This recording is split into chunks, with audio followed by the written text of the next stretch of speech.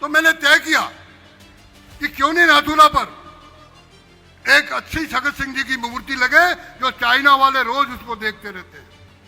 फिर भगत सिंह ये धरती का लाल, ऐसा जनरल जिसने फायर खोल दिया और एक दिन में 400 सैनिक तो मारे नाथुला पे चाइनीज पहली बार ये जनरल भगत सिंह था, जिनकी मूर्ति आज आपने लगाई है। मैं इनको धन्यवाद देता हूं और विशेष करके राजेंद्र को धन्यवाद देता हूं कि जिनको मैंने वहां सिक्किम बुलाया था, उन्होंने जो काम बताया वो काम पूरा किया।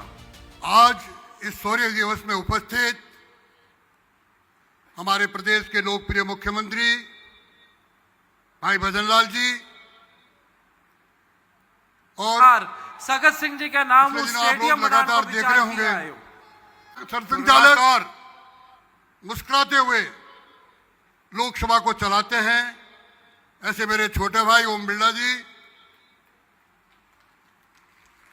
अब राजेंद्र जी के लिए तो क्या कहूं, एक जरूर कहूंगा कि अभी बाबू साहब मत बनाओ इनको, अभी उम्र छोटी है। मंजूर है ना? मंजूर है कि नहीं इधर वालों को? भाई बाबू साहब कर दिया ना तो गड़बड़ हो जाएगी मामला, मुझे पता नहीं है फिर।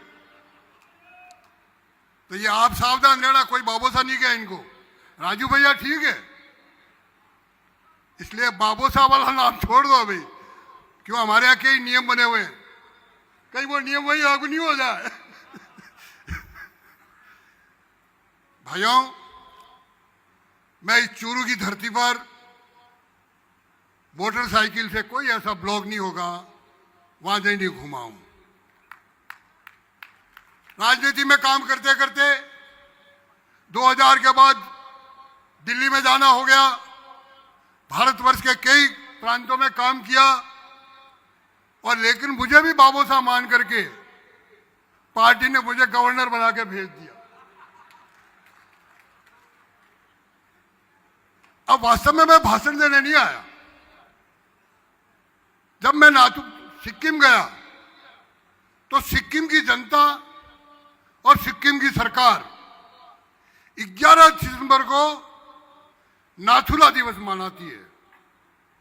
मुझे थोड़ी जनरल भगत सिंह के बारे में जानकारी थी। मैंने उनका एक बार कॉमर्स कॉलेज में हमारे संघ के सरसंघचालक परम श्रद्धेय रज्जू भैया के कार्यक्रम में अध्यक्षता करवाई थी, तो मुझे थोड़ा उनका इतिहास पता था। तो मैंने वहां के सीएम को और वहां के हमारे चीफ जस्टिस को बुलाया कि मैं आऊंगा जरूर नाथुला, लेकिन ये नाथुला दिवस नहीं होगा, ये नाथुला विजय दिवस होगा। और नाथुला में ही नहीं, आपको पूरे सिक्किम में भी नाथुला दिवस मनाना पड़ेगा। सरकार ने मान ली। मैंने पूरा इतिहास खोजा। मैं सिर्फ भगत सिंह जी के इतिहास पर निर्भर रहूंगा। मैंने सोचा ऐसे महापुरुष की जो अपनी हिम्मत पर, जो अपनी क्षमता पर एक कोई ऐसा काम करे जिससे देश के आज के युवाओं में एक नई प्रकार की क्रांति पैदा हो। तो मैंने तय किया कि क्यों नहीं नाथुला पर एक अच्छी भगत सिंह जी की मूर्ति लगे, जो चाइना वाले रोज उसको देखते रहते हैं। मेरे भाई और बहनों, मेरे किसानों, वास्तव में हिस्ट्री यह है कि बाकी जगह सब जगह बॉर्डर पर एलओसी है, लेकिन यह जो सिक्किम वाला बॉर्डर है यह है LAC, line of actual surrender. तो उस समय जब 62 में युद्ध रुका और युद्ध विराम होने के बाद चाइना और हमारे सेना के बीच में यह समझौता हुआ कि भाई आप चाहे वहीं रहेंगे और इंडियन जो सेना वो वहीं रहेगी।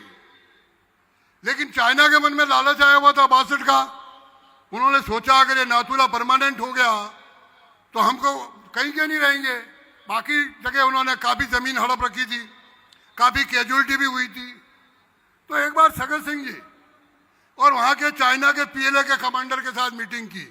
उस समय भगत सिंह जी साहब वहां मेजर जनरल यानी जेसीओ थे। उन्होंने मीटिंग की कि रोज का ये कन्फ्रंटेशन हो रहा है, तो क्यों नहीं हम एक बार टेम्परेरी वाइल्ड फैंक्शन कर दें। वो मान गए चाइनीज।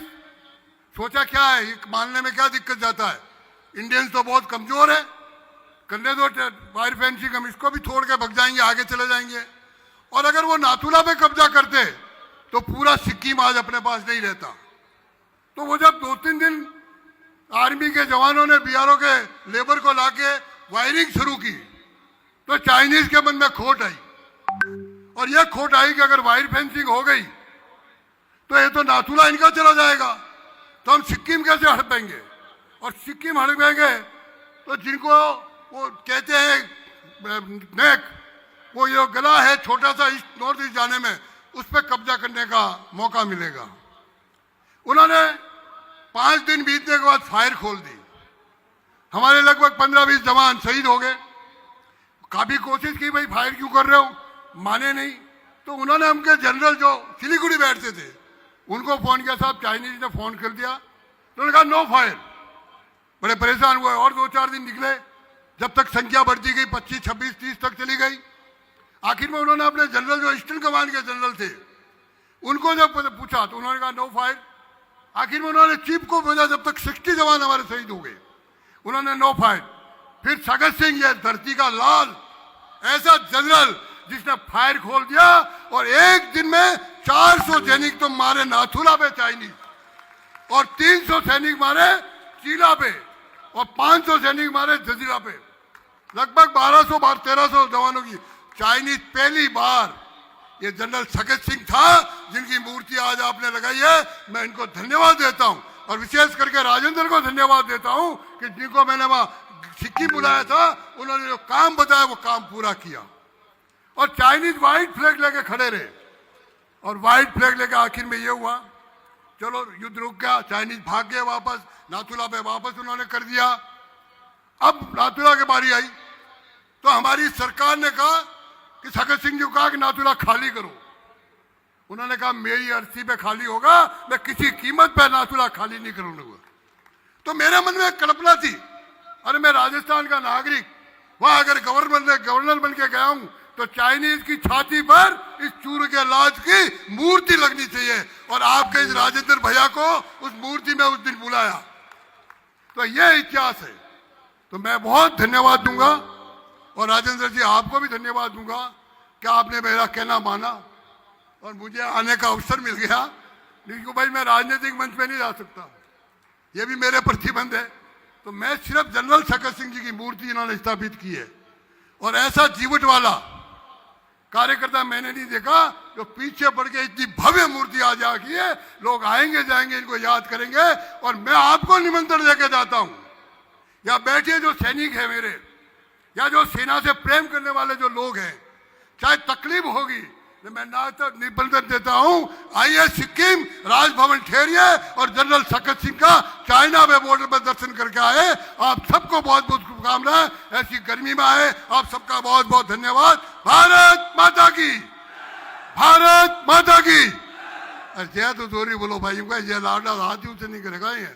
भारत माता की, हाँ मुझे भारत माता की, भारत माता की।